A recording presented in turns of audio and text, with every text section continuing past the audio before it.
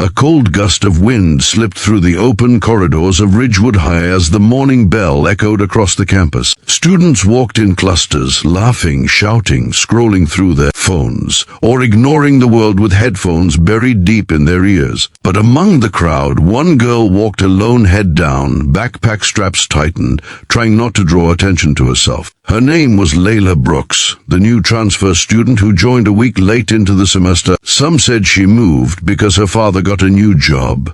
Others whispered she had problems in her old school. No one really knew the truth, and Layla didn't bother correcting any of them. Silence was safer. Silence made people underestimate you.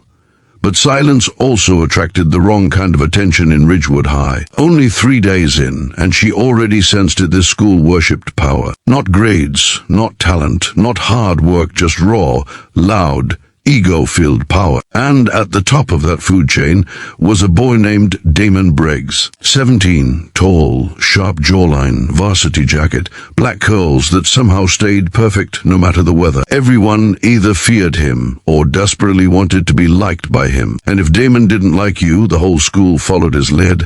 Layla knew his type too well. Boys who looked like kings because everyone else bowed. Boys who strutted through hallways as if they were personal red carpets. Boys who bullied for sport.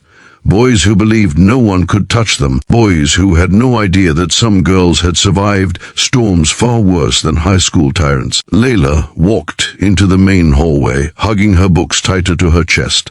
Her schedule said room B213, literature.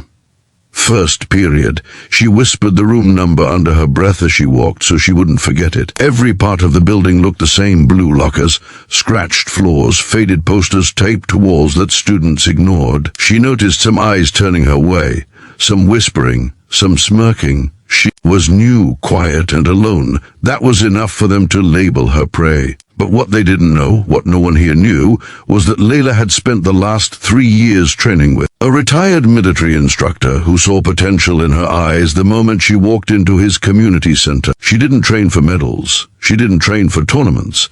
She trained for survival, and survival required silence, discipline, and patience. She promised herself she wouldn't need that training here. She didn't want trouble. She didn't want attention. She just wanted to finish the year in peace. But peace has a habit of collapsing around the innocent. As she reached the hallway intersection, she stopped abruptly. A group of boys stood across the lockers, blocking the way like a pack guarding territory. She recognized one of them immediately: Damon. He leaned against the lockers with the careless elegance of someone who thought rules weren't written for him. His friends Zeke, Jory, and Matt formed a loose circle around him, laughing at something on Zeke's phone. Layla knew she could simply turn around and take the longer route to her class, but something inside her refused to move backward for people like them. Not anymore. Not ever again.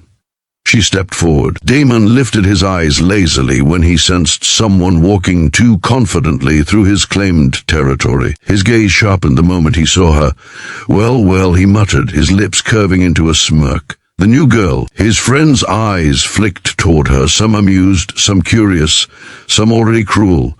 Layla kept walking. A few students nearby slowed down, sensing the tension like the air before a storm. Someone whispered, "Oh no, she's going to walk straight through them."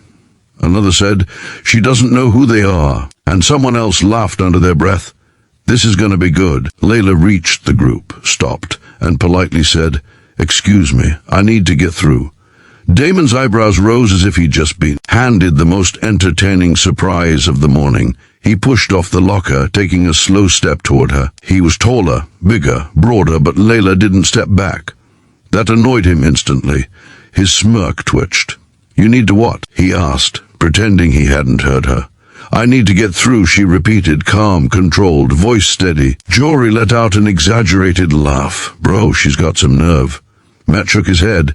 "New girl doesn't know the rules." Zeke angled his phone as if ready to record something viral. "This is going on the feed." Damon took another step, now uncomfortably close, shadow falling across her face. "You must be confused," he said. "See, this is our spot. People walk around us, that's how it works." Layla didn't blink. "I'm not walking around you." A ripple spread through the hallway: shock, amusement, disbelief. Someone whispered, "She's insane." Another whispered, "She has no clue who he is." Layla kept her voice steady. Move, please.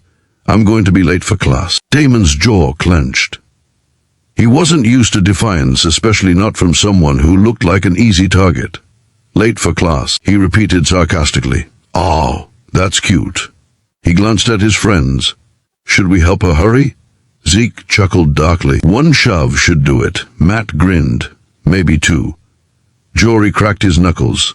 Or a punch. Layla stayed still. Her heartbeat was calm, not fast, not scared. She'd faced worse than boys trying to look tough in a hallway. She waited for Damon to make his choice. And he did. A cruel grin crawled up his face.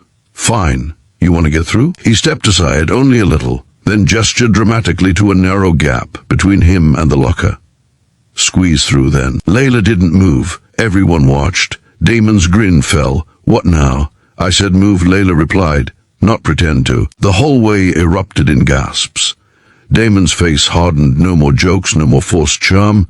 His pride took the hit personally. He stepped directly in front of her again. You've got a smart mouth for someone who hasn't learned her place. I don't need a place, Layla answered. I just need to get to class. Zeke whispered, Yo, Damon, she's embarrassing you. Jory added, Don't let a new girl talk like that.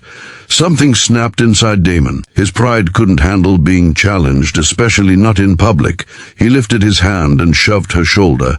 Hard. Not enough to knock her down, but enough to send a message. Layla didn't move back even an inch. Damon blinked. What the... Before he could finish, he shoved her again harder this time. Layla shifted her footing slightly, absorbing the force. She didn't fall. She didn't flinch. She didn't break eye contact. The hallway was silent now. Damon's voice dropped into a growl. Last chance, new girl. Move around us. No, she said.